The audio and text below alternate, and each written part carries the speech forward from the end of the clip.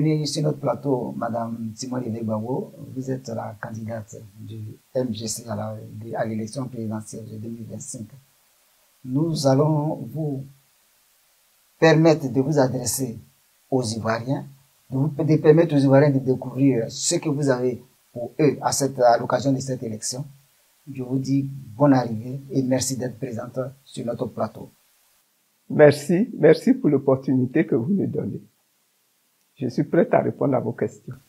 Madame la Présidente, beaucoup de personnes pensent que votre candidature à la présidentielle de 2025 divise l'opposition et l'affaiblit. Qu'est-ce que vous en pensez? Nous allons à des élections présidentielles qui sont des élections extrêmement importantes. Et moi, mon objectif, c'est que nous arrivions à organiser et à obtenir l'alternance. Le candidat adverse, qui est le candidat du parti au pouvoir, est en une position que nous devons réussir à renverser. Donc, moi, je pense que ma candidature, au contraire, est une opportunité pour toute la Côte d'Ivoire. J'ai un programme, j'ai un profil, j'ai une histoire, j'ai une tenue, un comportement qui peuvent mettre les Ivoiriens en confiance et qui peuvent les amener à décider qu'au contraire, cette candidature-là est une grande opportunité pour toute la Côte d'Ivoire, pour que la Côte d'Ivoire récupère son esprit, son âme, sa souveraineté, sa prospérité. Et donc, de ce côté-là, je demande aux Ivoiriens d'être sereins et d'aller en grand nombre sortir ce jour-là pour voter, pour que nous obtenions l'alternance. Madame la Présidente, il y en a qui pensent que votre candidature est faite pour accompagner M. Ouattara, comme Kakabe l'a fait en 2020. Frère, nous sommes en train de parler d'un sujet qui est extrêmement sérieux. Il s'agit de la gouvernance, de l'avenir de la Côte d'Ivoire. Et vous croyez que je vais me lever là pour aller accompagner quelqu'un? Moi, je ne suis pas une accompagnatrice. J'ai un projet de société. J'ai une vision pour la nation ivoirienne. J'ai une ambition pour le peuple de Côte d'Ivoire. J'ai une ambition pour la population de Côte d'Ivoire. C'est à ce combat-là que je vais. Obtenir l'alternance. C'est à ce combat que je vais. Je ne vais pas accompagner quelqu'un. Et je souhaite que les Ivoiriens, là, restent sereins. Qu'ils se mobilisent fortement. C'est tout ce qu'on leur demande. Parce que ce débat-là nous concerne tous. Comment est-ce qu'on va construire et obtenir l'alternance? C'est ça le vrai débat. Laissez de côté les histoires d'accompagner celui-ci, accompagner celui-là. Ça, c'est un détail inutile. Allons à ces élections-là pour créer l'alternance. Voilà tout ce que je demande. Vous vous sentez donc capable de remporter cette élection? Quand on va à des élections présidentielles, là, c'est pour gagner. Et je vais gagner ces élections présidentielles-là. J'en ai toutes les capacités. J'en ai la conviction interne. Et je souhaite que les Ivoiriens me suivent dans cette conviction interne. Transformez vos mentalités, fixez votre objectif qui est que nous obtenions l'alternance par ma candidature. Vous pensez pouvoir gagner, vous êtes certaine de gagner cette élection. Vous avez aujourd'hui 76 ans. Avez-vous suffisamment d'énergie pour relever tous les défis qui vous attendent? Les énergies, là, c'est pas moi qui vais être à tous les postes. Donc, les énergies, là, ça s'organise. Ça se structure. Quand on va à des élections, c'est avec un appareil. Et ça se structure là, avec l'appareil. Là, je n'ai rien à y voir. Ce qu'il y a à voir ici, c'est l'efficacité de la machine qui organise, n'est-ce pas, la prise en charge de ces élections. Vous avez passé plus de 7 ans en prison. D'aucuns pensent que vous êtes déconnecté des réalités ivoiriennes. Qu'est-ce que vous en dites? Pourquoi ils pensent ça? À partir de quoi ils décident ça? Vous m'avez entendu parler en Côte d'Ivoire, vous aviez le sentiment que je suis quelqu'un qui ne connaît pas la réalité ivoirienne.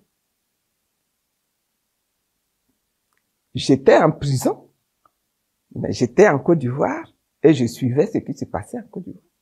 Je suis sorti de prison il y a 7 ans et pendant les 7 ans, j'ai suivi ce qui se passe en Côte d'Ivoire. J'ai agi. Pourquoi est-ce qu'ils vont décider que je suis déconnecté? Ça, ce sont des propos qui visent à minimiser. Avançons.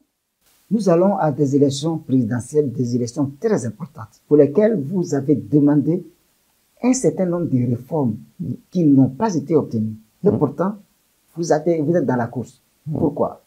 Comme vous dites, nous allons à des élections présidentielles. Et pour ces élections-là, nous avons souhaité qu'un certain nombre de réformes soient réalisées pour que le système électoral soit entièrement assaini et que nous allions à ces élections-là avec le maximum de chances de remporter ces élections. Mais nous allions à ces élections également en nous disant que nous n'allons pas faire la politique de la chaise vide. Ce sont les deux choses qu'il faut prendre en considération. Nous n'allons pas faire la politique de la chaise vide. Nous avons commencé donc par mettre sur la table les réformes que nous souhaitions. Nous avons invité le gouvernement, qui est le seul organe capable de convoquer, n'est-ce pas, des rencontres pour traiter de ces réformes-là. Mais le gouvernement a refusé de s'asseoir, de convoquer ces rencontres et de s'asseoir avec les partis, avec les organisations de la société civile pour traiter les points de réforme. Est-ce que pour autant nous allons dire que comme le gouvernement a refusé, alors laissons-lui la place, il n'a qu'à tout seul aller aux élections, se rétablir comme successeur de sa propre gouvernance? Nous disons que non. Nous disions que même si nous n'obtenons rien, il faut quand même aller à ces élections-là. Et que nous n'avons rien obtenu. Ça, c'est un fait. Nous n'avons absolument rien obtenu. Ça va rendre ces élections difficiles. Et c'est pour cela que nous demandons que le peuple, qui est le vrai décideur dans cette affaire-là, c'est lui qui sanctionne dans cette affaire-là. Nous disons qu'aujourd'hui, peuple, venez vous-même, levez-vous et venez donner votre verdict. Voilà. Donc, nous irons à ces élections. Et nous en appelons au peuple pour qu'il vienne lui-même assumer sa propre responsabilité dans la transformation de notre société et dans les résultats qui vont venir. Madame la Présidente, cette élection met en jeu une candidature qui est décriée, celle du 4e mandat. Qu'est-ce que vous en pensez? La candidature du 4e mandat, nous avons déjà donné notre point de vue là-dessus. Lorsque nous avons organisé notre meeting de la CAP Côte d'Ivoire, nous avons déjà indiqué que pour nous, le 4e mandat n'est pas bienvenu, de la même manière que le 3e mandat était anticonstitutionnel. Mais aujourd'hui, cette question est devenue une question d'ordre politique, qui n'est plus seulement une question d'ordre juridique. Parce qu'en réalité, en 2020, le Conseil constitutionnel a statué sur cette question et a décidé de retenir la candidature de M. Ouattara comme candidat acceptable. Et donc, le Conseil constitutionnel avait déjà donné sa réponse à ce niveau-là. La question n'est donc plus, quand nous la soulevons, elle n'est donc plus, n'est-ce pas, fondée sur le système juridique de la Côte d'Ivoire. Nous disons que ça devient un débat politique. Et dans ce débat politique-là, pour que les choses soient tranchées, il est bon que nous ayons le gouvernement d'un côté. Tous les partis politiques intéressés par cette question, toutes les organisations de la société civile intéressées par cette question, de l'autre côté, pour qu'on s'asseye autour d'une table et qu'on arrête des décisions qui soient communes, opposables à chacun des acteurs. Nous n'avons pas obtenu cela, c'est ça qui est le problème. Nous n'avons pas obtenu cela. Et donc nous allons à ces élections malgré le fait que nous n'avons pas obtenu cela. Mais nous disons qu'il vaut mieux malgré tout aller à ces élections-là. Parce que avec le peuple, nous pouvons encore renverser cette situation. Madame la Présidente, vous promettez de rassembler tous les Ivoiriens, mais votre nom reste étroitement lié à la crise que la Côte d'Ivoire a connue de 2010 à 2011. Beaucoup ne vous font pas confiance. Qu'est-ce que vous leur dites? La Côte d'Ivoire, de 2002 à 2011, a vécu une crise très forte. Par moments même, cette crise s'est transformée en guerre dans notre pays. Ça a été très fort. Et mon nom est attaché à cette crise. Je l'admets, je le reconnais, mais est-ce que c'est seulement mon nom qui est attaché à cette crise? Le nom de M. Alassane Ouattara est attaché à cette crise. Le nom de M. Soro Guillaume est attaché à cette crise. Le nom de M. Laurent Gbagbo est attaché à cette crise. Le nom de M. Bédier est attaché à cette crise. Tous les Ivoiriens, quelle que soit leur position politique à cette époque-là, quel que soit leur rôle dans la société, du haut de l'échelle jusqu'au bas de l'échelle, tous les Ivoiriens ont été concernés par cette crise, ont été touchés par cette crise, ont pris position, ont agi dans cette crise. Nous sommes tous concernés par cette crise ivoirienne, qui a été une crise très laide, je le redis. Et c'est la raison pour laquelle, quand je suis sorti de prison, j'ai insisté pour dire la seule voie qui s'offre au peuple ivoirien, c'est la voie de la réconciliation. Sinon, j'ai été jugé pendant cette crise. Et sur la question de la participation à toutes les violences, j'ai subi un procès et j'ai été acquitté. Il y en a qui sont aujourd'hui là, qui n'ont même pas encore subi le procès. Et on ne sait pas ce que ça va donner quand ils subiront le procès. Est-ce que vous voyez? J'insiste pour dire que la solution là, à notre nation ivoirienne, c'est de pardonner et de demander pardon. Nous sommes allés à Bouaké pour faire notre première fête des libertés en 2023. C'est exprès que j'ai choisi Bouaké. Parce que c'est à Bouaké que les choses se sont cristallisées, implantées, enracinées. Le siège de la rébellion, c'était Bouaké. Et je considère que à cette époque-là, l'âme unitaire de la Côte d'Ivoire a pris la fuite de notre pays depuis Bouaké. Et c'est pour ça que je souhaitais qu'on aille à Bouaké. Et quand on est arrivé à Bouaké, on a rencontré toutes les communautés qu'on pouvait rencontrer à Bouaké pour poser le problème du pardon, de la réconciliation et de l'unité de notre nation. J'ai élevé la voix à Bouaké pour dire que moi-même, en tant qu'épouse du chef de l'État d'alors, je considère que nous qui avions le pouvoir à cette époque-là, nous avons le devoir de demander pardon au peuple ivoirien. Parce que c'était nous qui dirigeons le pays. Et le peuple a souffert quand nous dirigeons le pays. Il n'a pas forcément souffert par nous, mais il a souffert quand nous dirigeons le pays. Et donc, il est important que nous nous demandions aux Ivoiriens de nous pardonner le fait que nous n'ayons pas été suffisamment capables d'assurer leur totale sécurité pendant cette période-là. Mais j'ai dit, si nous demandons pardon, nous demandons également qu'on nous présente des excuses et qu'on nous demande pardon. Est-ce que vous voyez? Donc, moi, je pardonne et je demande pardon. Et je souhaite que chaque Ivoirien, quel que soit le rôle qu'il a joué, qu'il demande pardon et qu'il pardonne. Les deux choses-là doivent aller de pair. Et ensemble, donc, nous devons organiser la réconciliation pour relancer notre pays, pour que l'âme de la nation ivoirienne réintègre, n'est-ce pas, les territoires ivoiriens, l'État ivoirien, le peuple ivoirien. Nous avons ce devoir-là.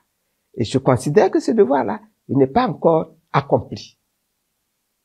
Et que nous devons ensemble travailler à cette réconciliation et à cette récupération de l'âme de notre nation. Ce travail-là, il est encore à faire. Et je pense que de ma posture, là, je peux faire ce travail. Je peux initier ce travail. Et c'est la raison pour laquelle je demande également aux Ivoiriens de voter pour moi. Parce que cette action-là, elle doit être faite. C'est donc un duel entre vous et le président Alassane Ouattara. Si vous devriez aller au deuxième tour de cette élection présidentielle, quelle serait votre stratégie pour gagner? La stratégie, on n'en met jamais sur la table. On publie jamais la stratégie en public. Pourquoi ce serait un duel entre Alassane Ouattara et moi? Nous avons des élections. Alassane Ouattara peut être éliminé au premier tour. Pourquoi vous voulez que ce soit un duel entre Alassane Ouattara et moi? Disons que ce sera un duel s'il y a un deuxième tour entre les deux candidats qui seraient retenus pour le deuxième tour. Moi, je pense qu'il vaut mieux poser le problème comme ça. Madame la Présidente, vous êtes donc candidate à la présidentielle 2025 contre Alassane Ouattara. Mais des informations circulent sur les réseaux sociaux affirmant que le même Alassane Ouattara qui est votre adversaire vous aurait remis jusqu'à 6 milliards de francs CFA pour que vous soyez candidate contre lui. Vrai ou faux? Faux.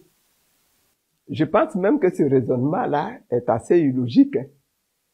Si Alassane ne veut pas me retrouver comme candidat, pourquoi il va venir me donner de l'argent pour que je sois candidat contre lui? Est-ce que vous voyez? Donc c'est pour ça que j'ai dit que c'est illogique. S'il ne veut pas de moi comme candidate, mais il peut me dire, bon, je te donne de l'argent pour que tu ne présentes pas ta candidature. Ça peut être un petit peu logique. Mais qu'il me dit, je te donne de l'argent pour que tu sois candidat contre moi, c'est assez illogique. Donc, j'ai dit, c'est faux. Je n'ai pas reçu d'argent, ni de demande de M. Alassane Ouattara. Et puis, j'estime que le débat que nous sommes en train de mener là, c'est un débat extrêmement important, hein. La candidature pour les présidentielles dans 2025, là, c'est quelque chose d'extrêmement important pour l'avenir de notre nation. Il ne faut pas qu'on joue avec. Il faut éviter toute cette propagande qui a pour but de discréditer l'adversaire. Il y a quelques mois, j'entendais dire que M. Vagondo, ministre de l'Intérieur, me donne tous les mois 10 millions de francs. Pourquoi? Il va me donner tous les mois 10 millions de francs. Pour faire quoi? Pour obtenir quoi? Moi, je suis une ancienne première dame. Si en tant que ancienne première dame, le gouvernement considère qu'il doit remettre de l'argent, il va regarder ce que la loi dit. Et il va me donner en fonction de ce que la loi dit. Et il va donner par le chemin qui convient et qui a été prévu par la loi. Mais pourquoi est-ce que c'est le ministre de l'Intérieur qui va venir me donner 10 millions de francs par mois? Il faut qu'on sorte de cette politique qui a pour but de discréditer, de salir, d'avilir l'adversaire, juste parce qu'on croit que c'est comme ça qu'on va faire place nette pour son propre candidat. Il faut qu'on en sorte. Le débat est trop sérieux et trop important pour ça là. Il faut qu'on en sorte. Nous allons revenir donc à cette élection et à votre candidature. Vous avez une offre à faire aux Ivoiriens? Quels sont les piliers du MGC pour affronter ou bien pour se présenter devant les Ivoiriens? Ah, vous savez, quand on va à des élections présidentielles, il faut avoir une vision. Il faut avoir un projet de société, voir un petit peu comment on veut voir la société. Il faut avoir un programme de gouvernement quand on va accéder au pouvoir. Qu'est-ce qu'on compte faire, n'est-ce pas, pour le pays? Ben, nos textes sont prêts à ce niveau-là. Est-ce que vous avez quelque chose d'important pour la jeunesse ivoirienne? Pour la jeunesse ivoirienne, nous avons des choses très importantes. La première chose, c'est que nous disons que la jeunesse ivoirienne, elle démarre dès l'âge, n'est-ce pas, tout petit, 1 an, jusqu'à aux environs de 30-35 ans. C'est cela que j'appelle, moi, la jeunesse ivoirienne. Les adultes ont comme mission, premièrement, de les prendre, de les former, de les rendre compétents pour la nation, pour qu'ils puissent assumer la relève dans cette nation, au moment où ils auraient acquis cette compétence. La deuxième chose, c'est d'organiser leur intégration à la société pour qu'ils puissent occuper les postes qu'ils doivent occuper. La troisième chose, la jeunesse là, ce sont les bras valides, les bras robustes.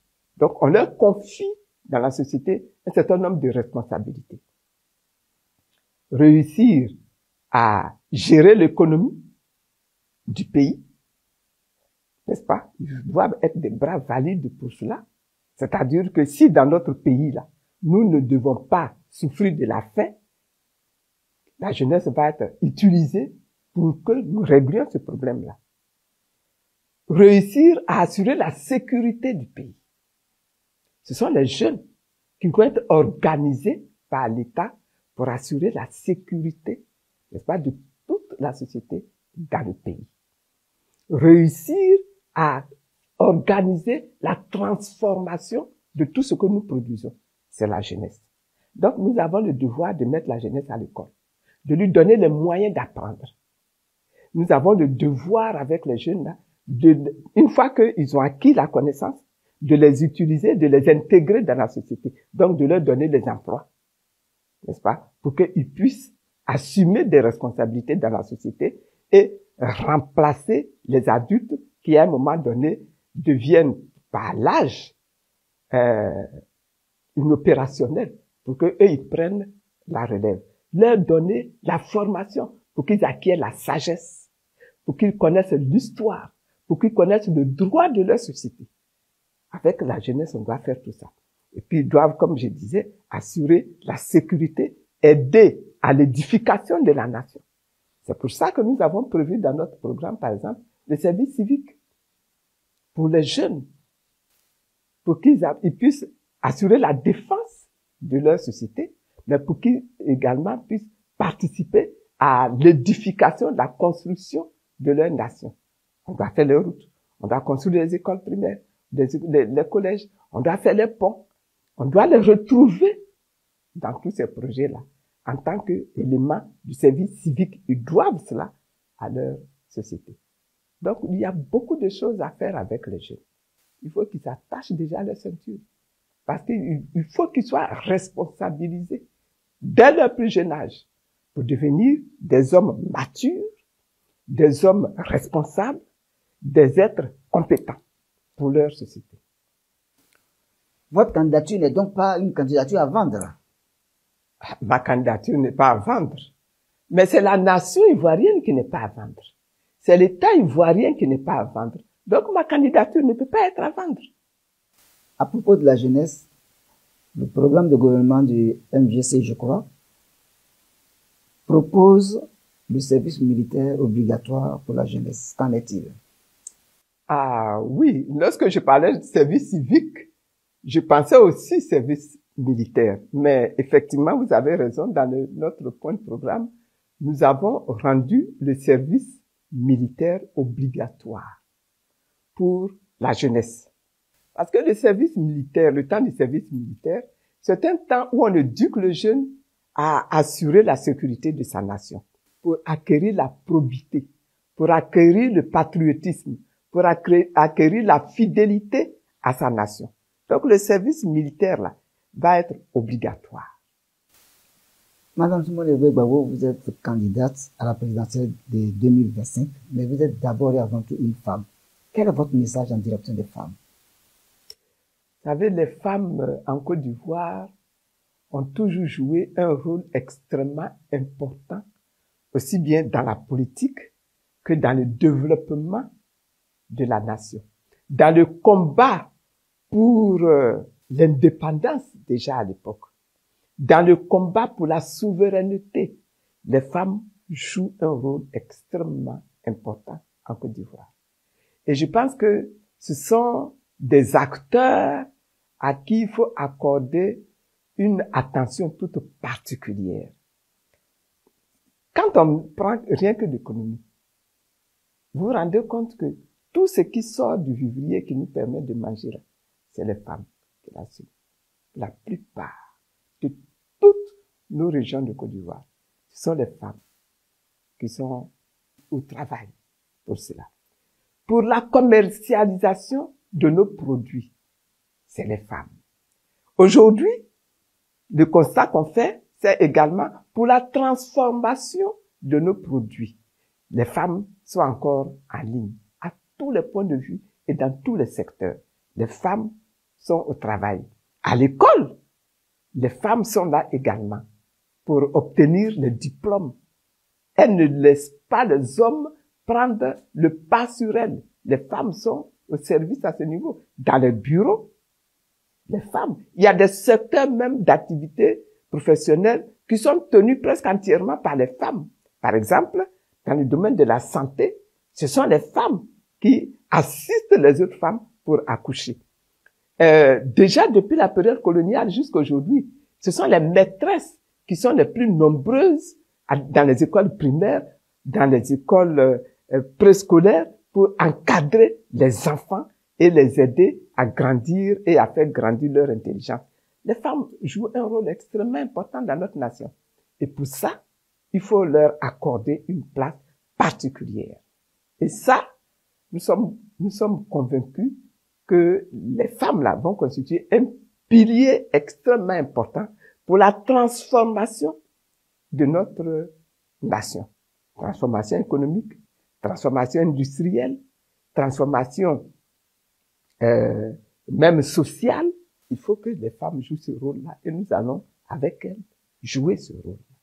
Vous avez beaucoup parlé de réconciliation et on note que les femmes sont toujours dans les crises les personnes qui payent le plus lourd tribut. Oui.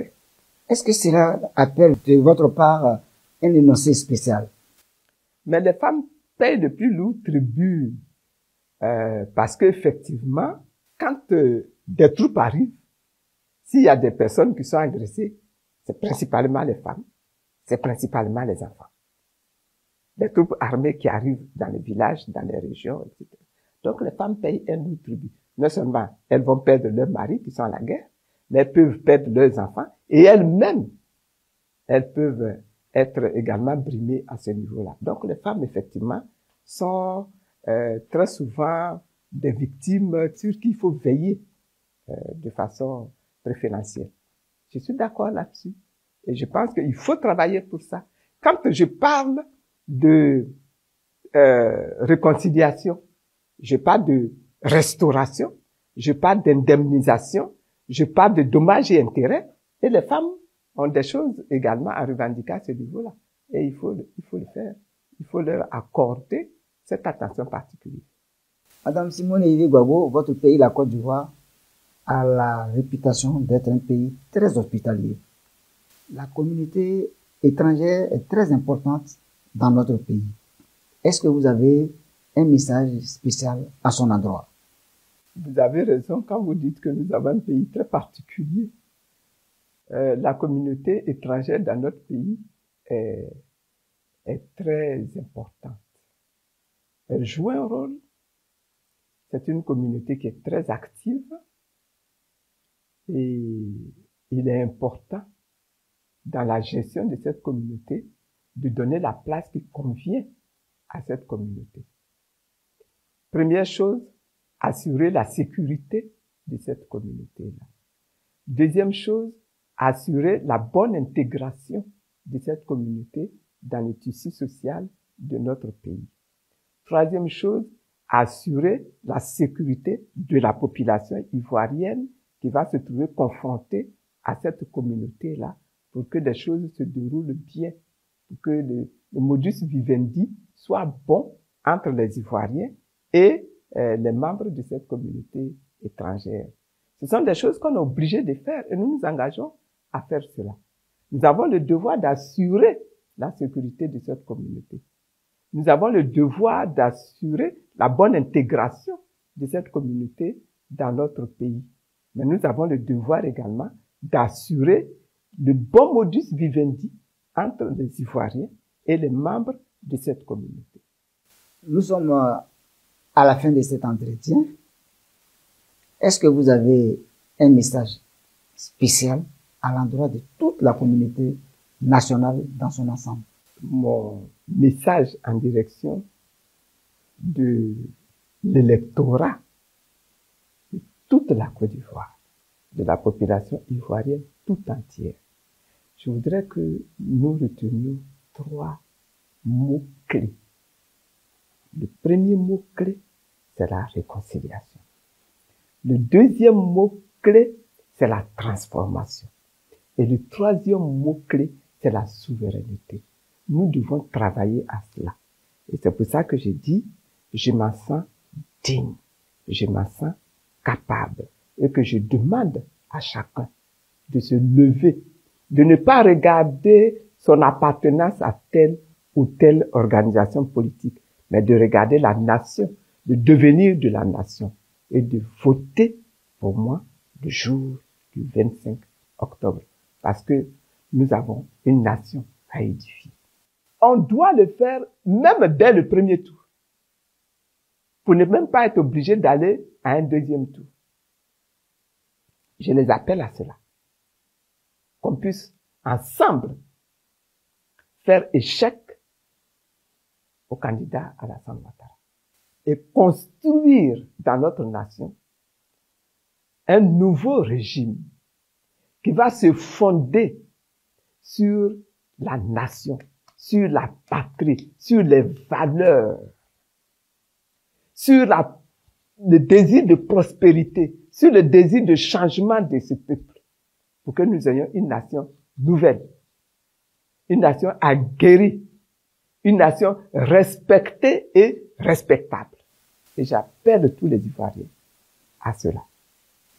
Nous sommes donc à la fin de cet entretien, Madame la Présidente. Vous êtes la candidate du MJC pour la présidentielle de 2025. Bon vent à cette élection et que le succès vous accompagne. Merci et que Dieu vous bénisse.